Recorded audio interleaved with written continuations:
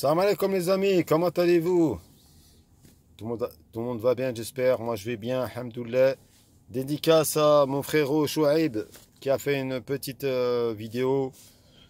Parce que Chouaib, faut savoir que Chouaib et moi on se parle, hein. Je sais qu'il a beaucoup de haters, comme ils disent les ricains, hein, les anglophones. Mais je veux dire, dans la vie, il faut savoir pardonner aussi, hein. Je veux dire que même si au début, quand il était en amitié avec le Moualek, avec Ahmed Moualek, hein, je vais pas dire le Moualek, hein, j'ai quand même de la peine pour lui, hein, je suis pas un démon, hein. C'est vrai que voilà, il a pris parti, il a pris un parti, et puis voilà, on se connaissait pas, c'est clair. Quand on connaît pas les gens, des fois, c'est vrai, on dit c'est un connard, c'est un con. Mais en tout cas, je tiens à le remercier quand même, Chouaib. Je tiens à te remercier. C'est pas parce qu'il est marocain, hein. Je veux dire, moi, la plupart de mes amis sont kabyles, sont kabyles, non, ils sont algériens, de la Kabylie, ou d'Oran, ou de ce que tu veux, de Gigel, tout ça, bref, on s'en fout, Annabas, Kikda, Qol, Constantine, si tu veux, je te fais l'Algérie entière. Et mes frères tunisiens, et mes frères africains, sénégalais, maliens, mauritaniens, ce que tu veux, Côte d'Ivoire, bref. Là, aujourd'hui, j'étais avec un ami de Béjaïa. Bon, le mec, il a la cinquantaine, hein, plus de 50 ans, hein. Mais le mec, il est remonté.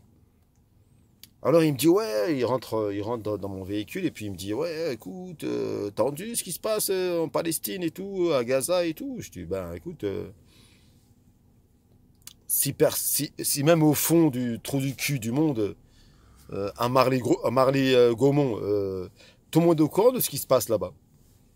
Tout le monde est au courant des massacres de masse d'enfants, de femmes, bon, après, on a les Pascal Pro, vous savez, ces journalistes plateau, ces militaires de plateau, ces médecins de plateau qui sont toujours là pour expliquer qu'en fait, la riposte, elle est normale, qu'Israël ne fait que se défendre contre une attaque d'un groupe terroriste qui est le Hamas, alors que le Hamas, c'est d'abord un groupe politique qui a été élu, hein, qui a été soutenu déjà par Israël.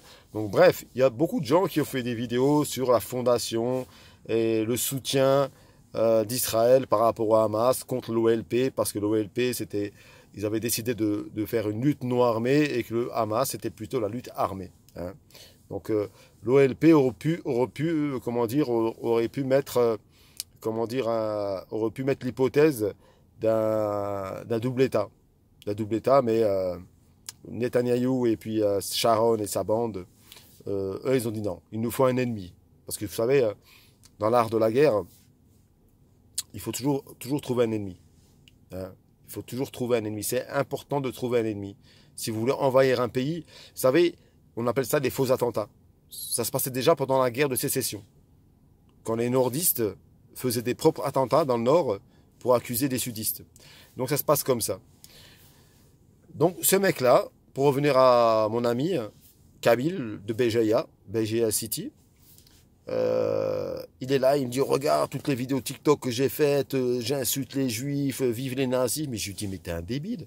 Mais tu te rends pas compte qu'en ce moment, ils incarcèrent des gens juste parce qu'ils disent, vive la Palestine. Il y a des manifestations qui sont en Allemagne ou en Suède ou même en France qui sont réprimandées, alors qu'on a des manifestations pro-israéliennes où on a tous les ministres, tous les politiques français, même les plus gros voleurs, Sarkozy, tout ça, même les va-t-en-guerre, les BHL, tout ça qui sont là, nous sommes contre l'antisémitisme. Mais là, on ne parle pas d'antisémitisme. Là, on parle d'un État, un État colonisateur qui est en train de faire un massacre de masse, un génocide de masse dans une enclave, une prison à ciel ouvert qui s'appelle Gaza. Certes, il y a un projet, apparemment, c'est de vider Gaza pour faire une nouvelle structure, que Gaza intègre Israël et que, voilà, et puis que la Cisjordanie, marcelée en petits bouts de villages et beaucoup de petits bouts de villes, deviennent un petit peu des territoires autonomes de la Palestine. Mais ce monsieur, le problème, et ça, ce conseil que je vais vous donner à tous les jeunes, ou même les plus grands, n'allez pas rentrer dans ce jeu des réseaux sociaux. N'allez pas commencer à critiquer les sales juifs et tout ça. Moi, j'ai rien contre les juifs. Moi, je critique pas les juifs, moi. Moi, je critique l'antité-sionisme. Je critique ceux qui veulent tout prendre. Hein, du Euphrate au tigre ou au lion. Bref, je sais plus. Mais en tout cas, le grand Israël. Moi, c'est ce que je critique, moi. Ensuite, ce que je critique, c'est que c'est facile d'aller envoyer des drones et des avions et de bombarder à l'aveuglette en envoyant des petites affichettes à des gens en leur disant veuillez quitter le territoire zone nord de Gaza parce on va tout massacrer. Mais bon, bref. Les frappes chirurgicales, je m'en souviens, c'était pendant les années 90, pendant la première guerre du Golfe, quand ils disaient les Américains, nous faisons que des frappes chirurgicales. Je me souviens, Dieudonné disait, c'est plutôt style amputation, hein, et on rase tout. Malheureusement, cette personne, elle me parle de Troisième Guerre mondiale. Et souvent, c'est vrai que on a qui parle de Troisième Guerre mondiale? On a Florent Philippot, qui en parle souvent. On a Idriss Aberkan, qui en parle souvent. On a Rémi, la chaîne Juste Milieu. Bon, mais lui, il est un peu plus modéré sur ça. Moi, je pense qu'il y a Poutine, le président russe, qui évoque aussi une Troisième Guerre mondiale. Mais moi, je souhaite que ça n'arrive pas. Ça n'arrive pas parce que si ça va arriver, on n'a plus des... Là, ça va être une catastrophe énorme. Énorme pour l'humanité. T'as beau avoir un bunker, les radiations, tu vas rester combien de temps sur ton bunker 10 ans, 15 ans sur le bunker déjà, quand le confinement, vous n'avez pas tenu 3 mois. Tu vas rester dans un bunker pendant 10 ans. Donc bref. En tout cas, par rapport à l'actualité de ce qui se passe en Palestine, malheureusement, le meilleur conseil que je peux donner aux musulmans, c'est de faire dua, c'est de faire des invocations, c'est demander à Dieu d'aider le peuple palestinien et d'aider tous les musulmans du monde entier. Il n'y a pas qu'en Palestine qui souffre. Hein, il y a les Ouïghours qui souffrent, il y a en Birmanie aussi ces gens qui souffrent. De toute façon, dans le monde entier, ils veulent éteindre la parole d'Allah, c'est tout. Parce que c'est un monde de dégénérés, comme disait Poutine. Il force des prêtres à marier des homosexuels en Occident.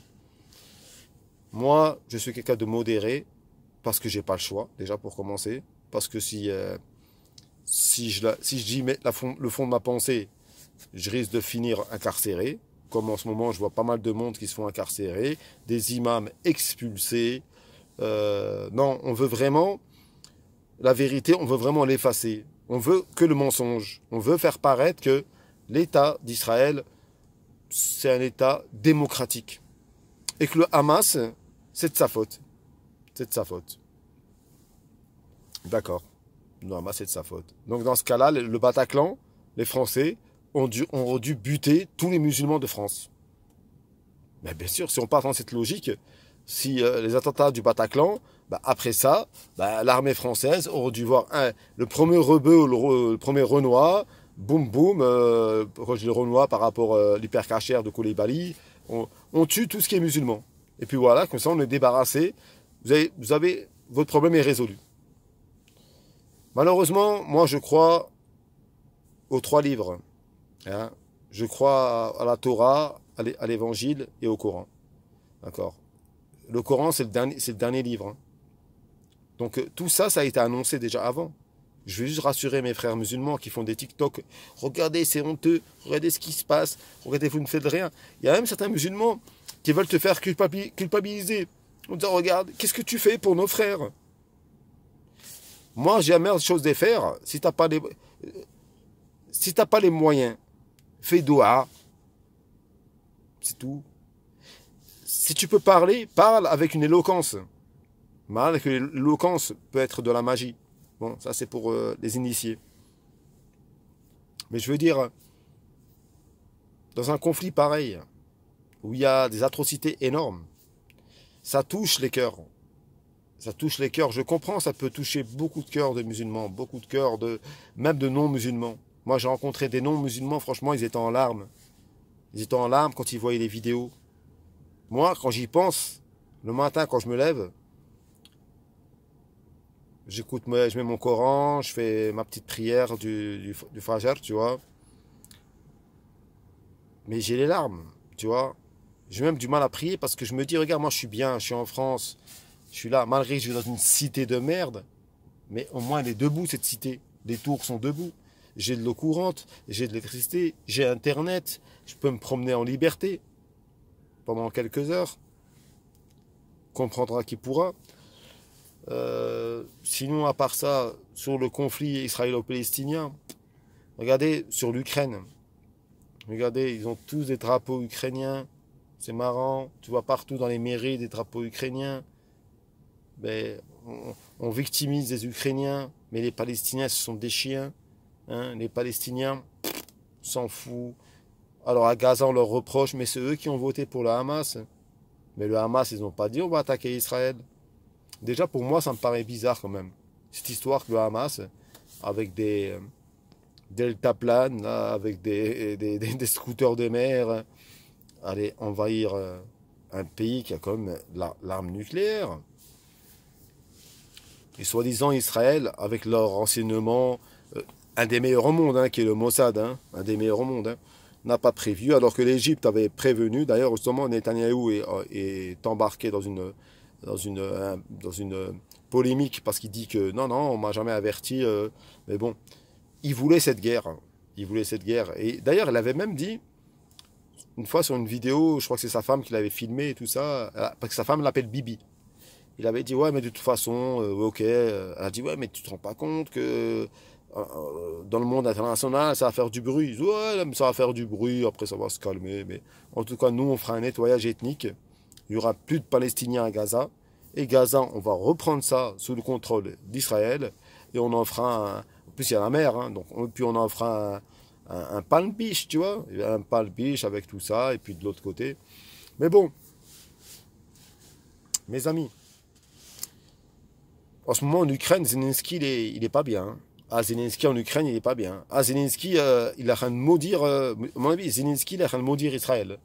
Hein. Déjà, ils n'ont pas filé de flingues, ils n'ont pas filé de missiles, ils n'ont rien filé. Bon, peut-être sous la table, on ne sait pas. Mais il est en train de dire, putain, tout le pognon qu'on me donnait, qui me donnait l'Europe et tout ça pour que je m'achète, moi et mes potes, des baraques, des villas en Italie et puis dans des îles, tout part chez les Israéliens sionistes.